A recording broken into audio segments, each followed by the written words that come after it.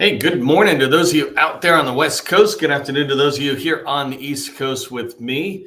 It's a nice day outside, so I'm in a good mood. I'm actually feeling better. I was sick for a while.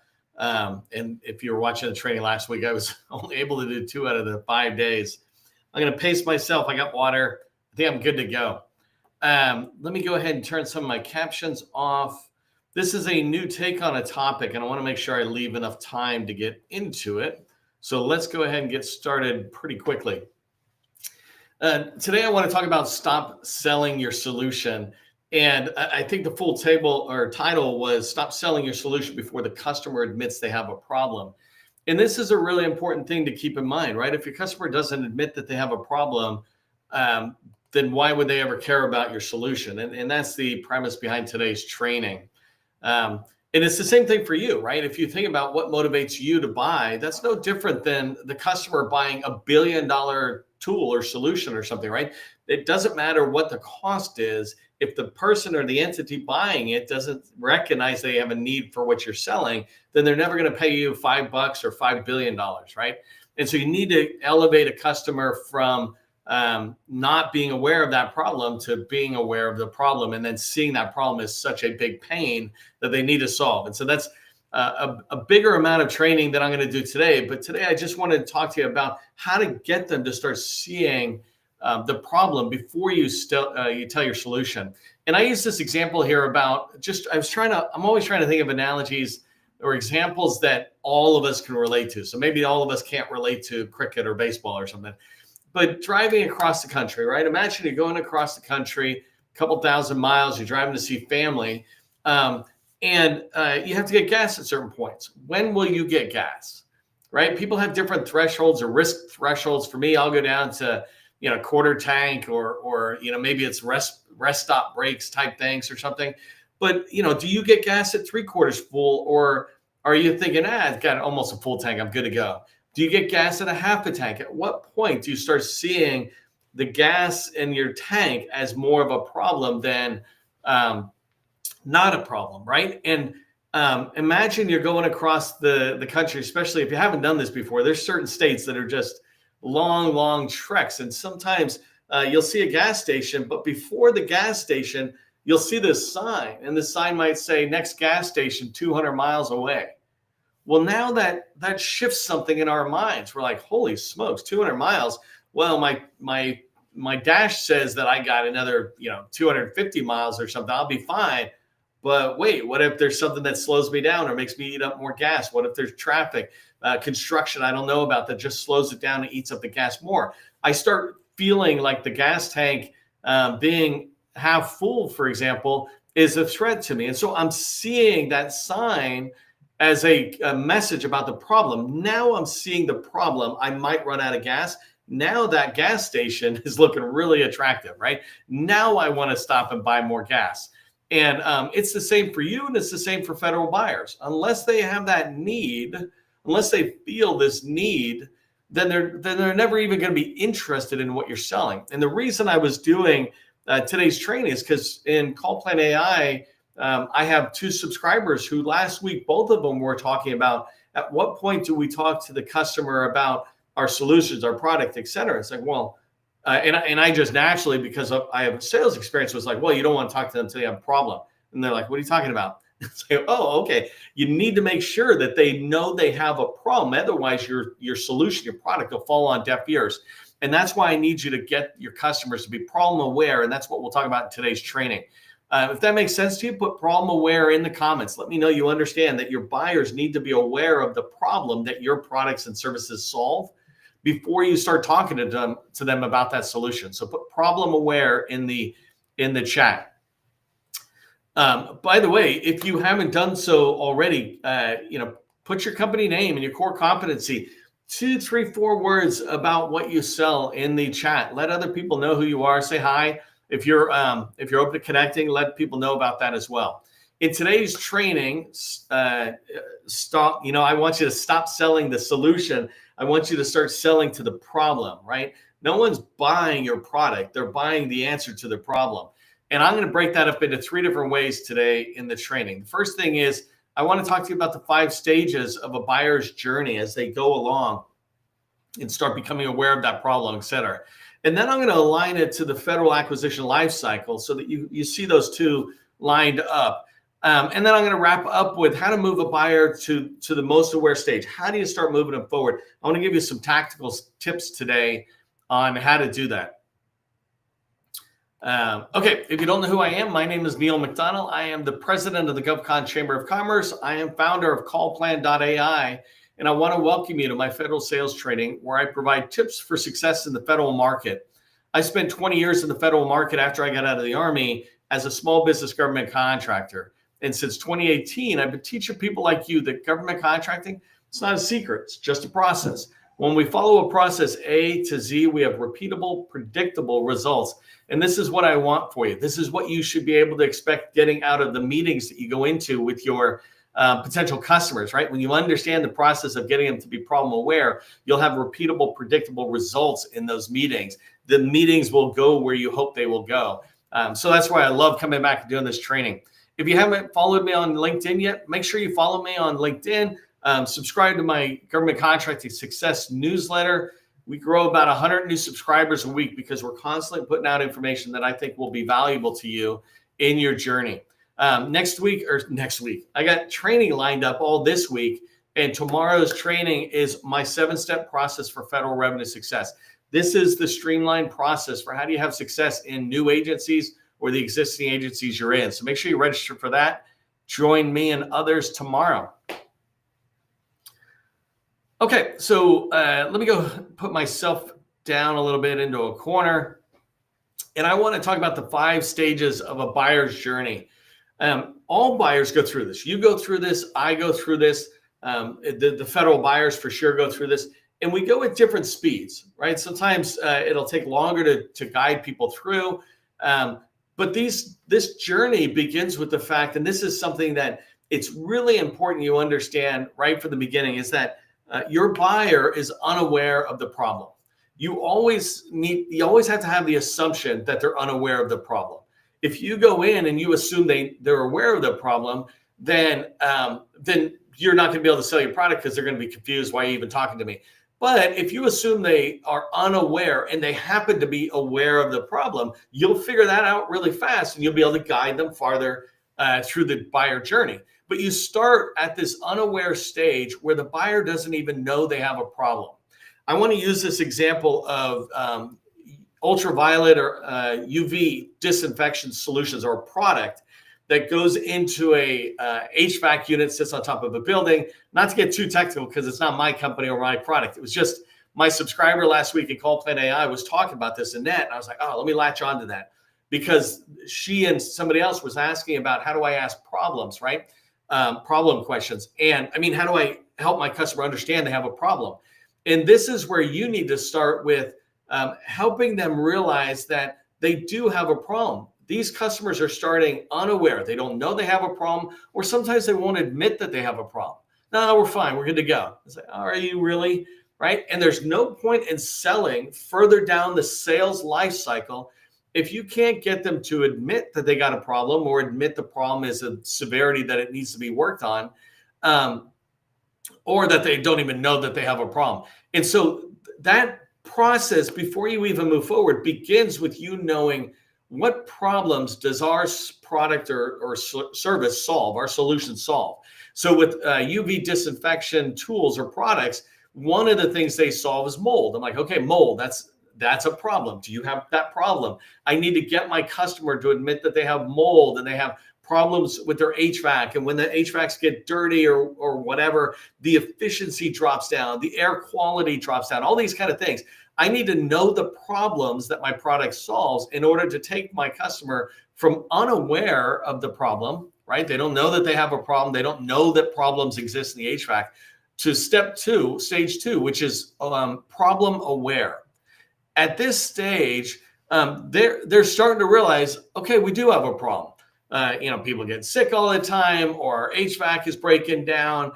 We're spending a lot of money on cleaning services several times a year. In fact, this was one of the things. I mean, Annette was talking about her product sits, let's say, in the $2,500 to $5,000 range, and she noticed a cleaning contract for $500,000 for multiple HVACs.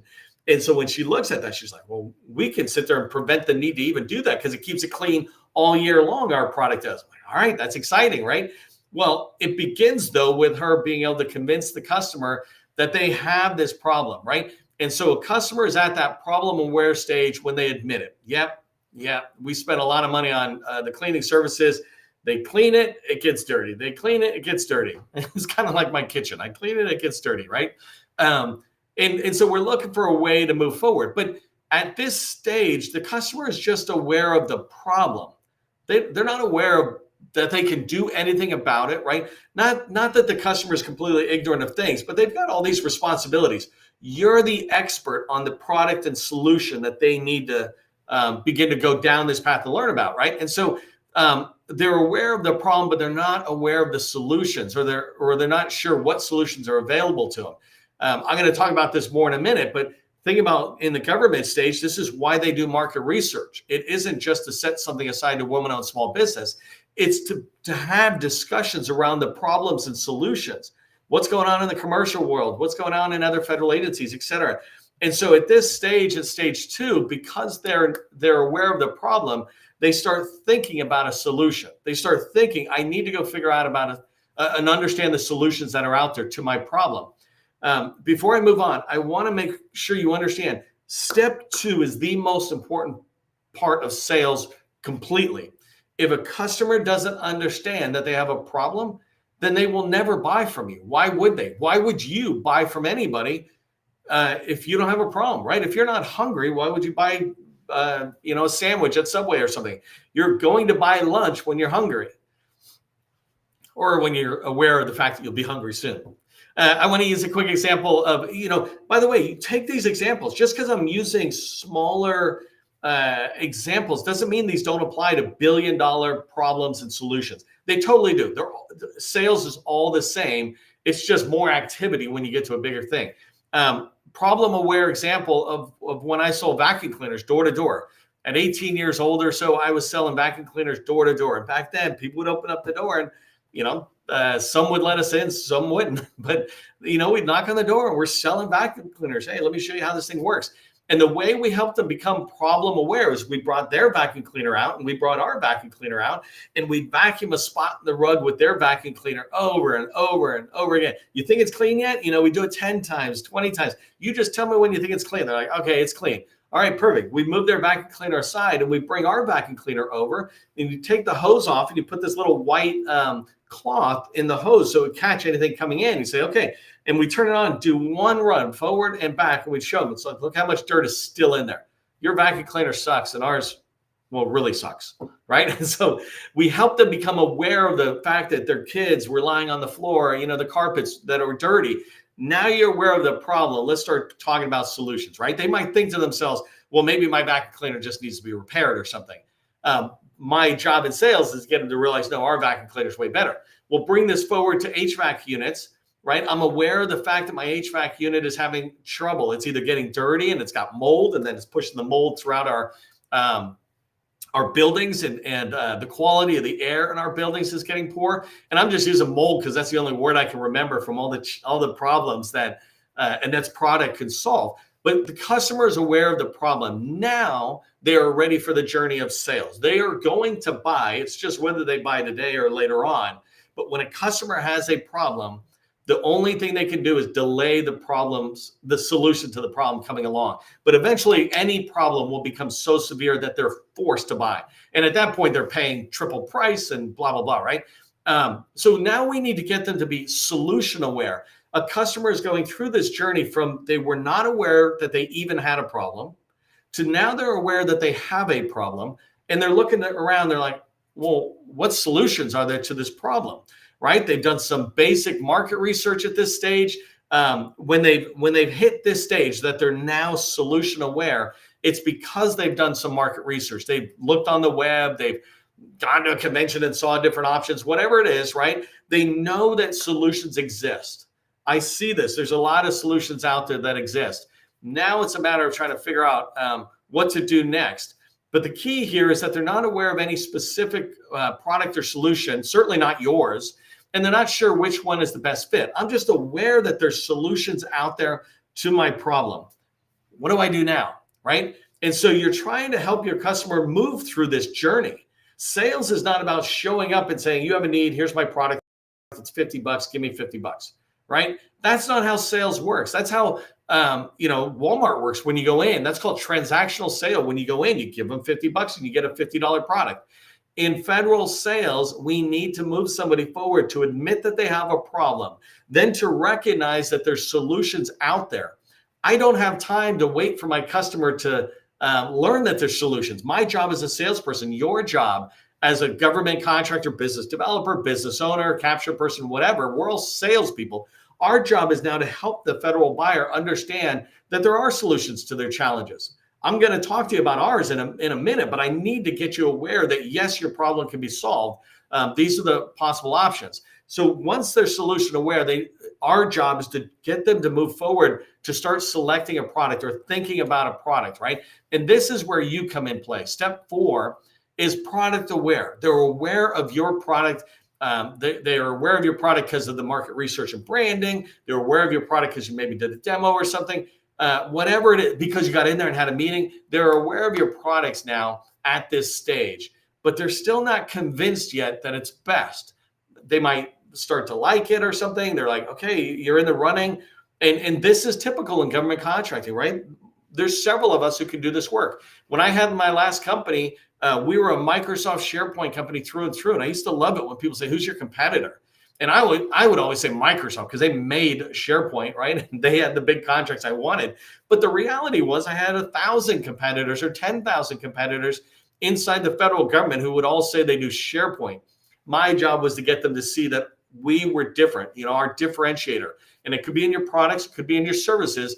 But at this stage, I'm trying to convince them that we are the best, right? That this is why you need to look at our product. If I bring back Annette, it's a little harder for her or different for her, not necessarily harder, but the solution she's trying to kick out or offset with her product as a solution is a service. It's a company that comes in and cleans the HVAC units by hand. They're cleaning it with a toothbrush or whatever, right? She is trying to replace it with a UV disinfection product that you put in an HVAC and all day long, 24/7, it's keeping it clean.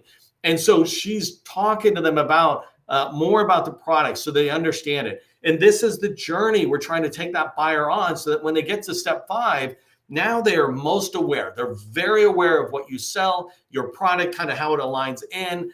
They're aware of your product and what you like.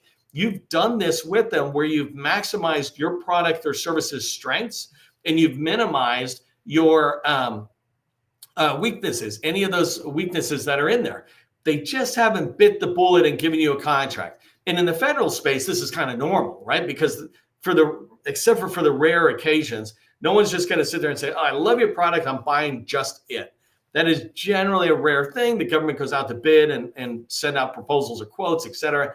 But you're getting them to think along the lines of, hey, this is what I want. I want what Annette's product does. That turns into my requirements. I am very aware of what's out there, and I know that this is the direction I want to get. There might be other people who show up, but right now you're in the front running. When you hit step 5, most aware, when you help a customer get to that stage, you're in the best possible position. These are your slam dunk opportunities. These are the ones where you've helped the customer get to the stage. They know they need to solve the problem, and they know that you exist, and they like your company and your offering. So these are the 5 stages of the buyer journey. These are really important ones to remember, but most importantly, getting your customer to be problem aware. Hopefully that made sense there. I know it's a lot of information. You can kind of go back and watch some of this stuff, but the idea is to understand how sales is more than just proposal writing, right? It's more than just seeing an opportunity, writing a proposal, et cetera. There's helping a customer through the journey. How do you get into an agency and convince them that your product's great? How do you convince them that they got a problem? That is a big one, right? Hey, we can solve your problem. Well, you don't even know you have a problem. So these areas are where we're trying to get in. This slide, what I was trying to do here is align the federal acquisition lifecycle to the buyer journey that I just showed you.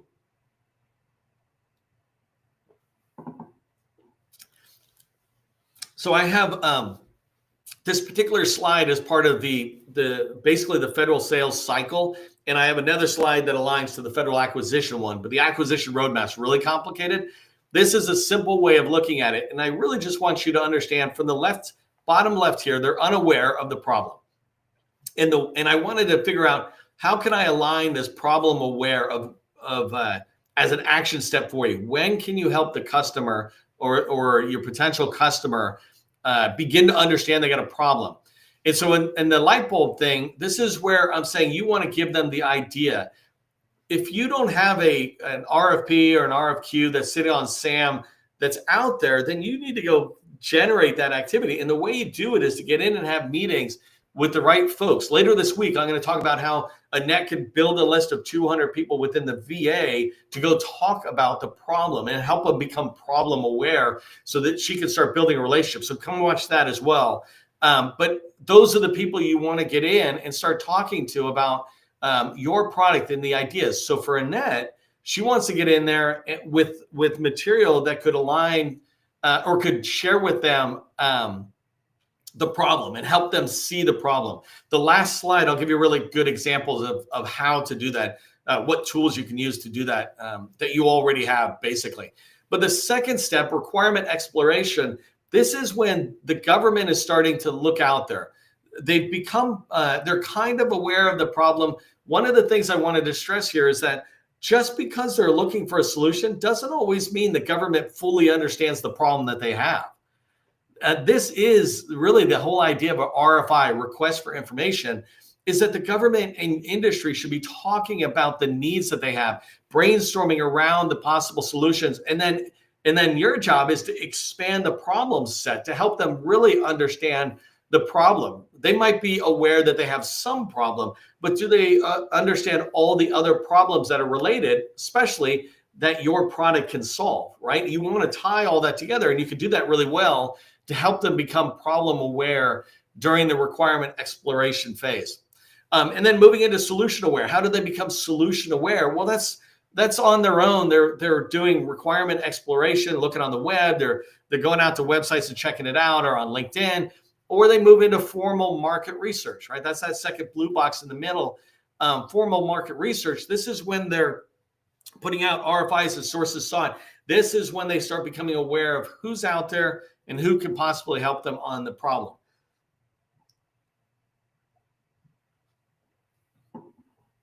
And then as you start thinking about product aware, it's about my product, your product, right? How can we help them really understand what we offer and maybe our differentiators, et cetera? Well, that happens during the market research phase. When you're responding to RFIs and sources sought, you want to kind of double down on exploring the problem a little bit with them and sharing your product and how it aligns to their needs in there. And then the RFP phase, for sure, when you respond with a proposal, you're saying that same thing.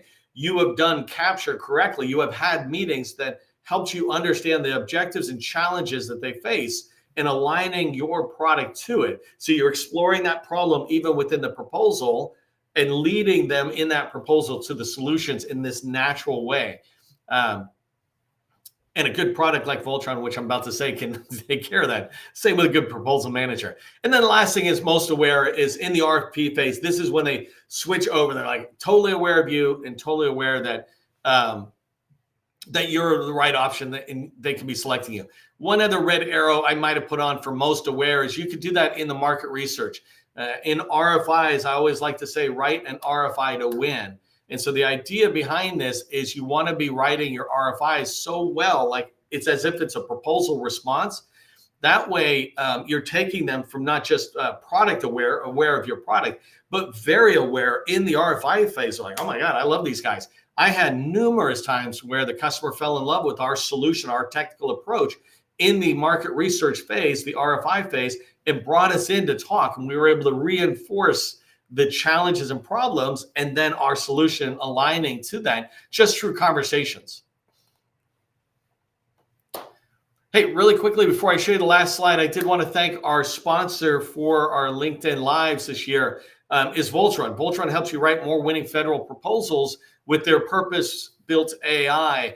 And the reason I love these guys so much is that their focus is heavily on the federal side, really trying to sit there and be the leader in writing federal proposals, RFI and RFP responses back to the government. So going from solicitation to a draft in minutes instead of weeks is something that'll help you really be able to compete when you go after opportunities that are slam dunk for you.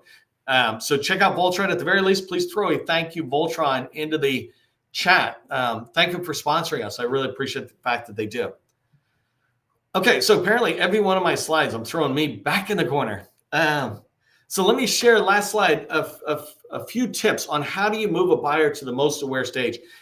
I didn't want to overwhelm you with stuff, but I just wanted you to understand step one, unaware. The customer is unaware that they even have a problem, right? And remember, I said, don't assume that they know they have a problem. Always assume that they don't know they have a problem. And if you find out they're pretty aware of it, then move into the step two, which is problem aware.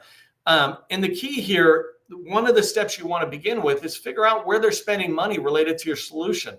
I mentioned Annette. She had looked at FPDS and in there found these contracts for cleaning HVAC units, and they were time and material, labor-based contracts.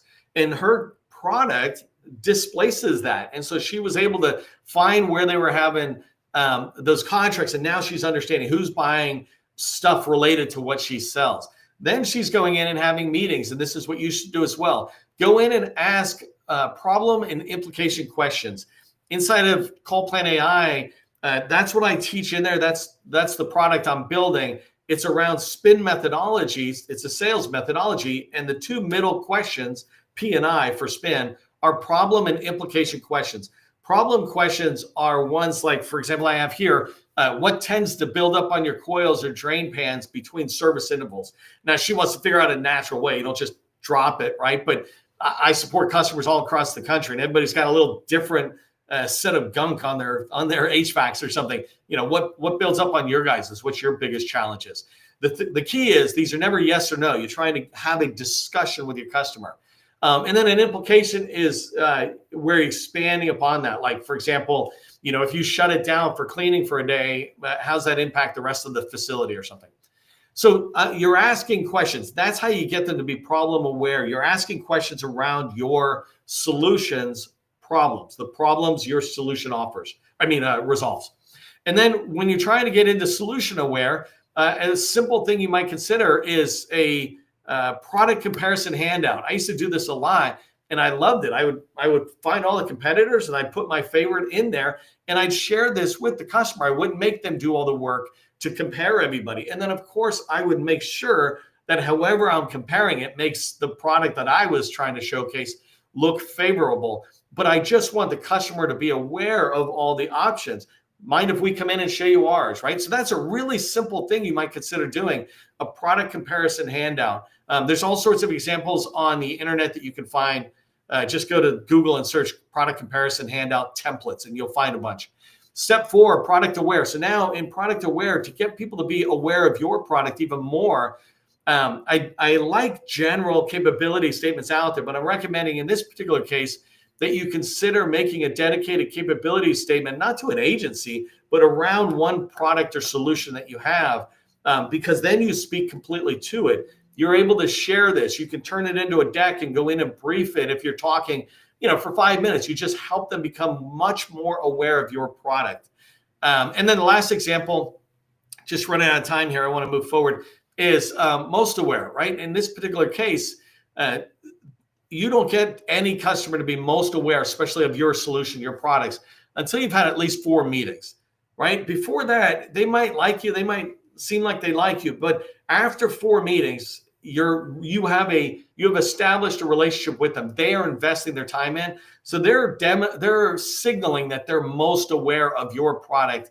And they're trying to figure out, how do we choose you? How do we buy you if we want that? And so some ways you might be able to do that is do a demo with them but make sure you have a written set of current problems that they admit. So with Annette, I might say, do a pilot program with them, and that might be a paid pilot, but have a set of criteria they're measuring on. And the last thing is provide case studies from similar customers. Again, just sticking with Annette for today, she has case studies from commercial hospitals. She can bring those in And even if she has to leave off the names of the hospitals, she can bring those in and say, this was the challenge. This is what we did. And this was the result. When buyers see that, is really helping them understand how your product is the one that really took the other customer to the next level. Okay, I'm out of time here. I just want you to remember 3 things. Get the buyer to that problem aware stage. The problem needs to be big enough in their mind that they want to think about a solution. Then start talking about the solution. Hey, if you haven't registered for next week, we got a December 17th, a networking event. It's virtual. Go register for that. Remember, government contracting, it's not a secret. It's just a process. Part of the process is ending on time. I'm out of time. I will see you next time.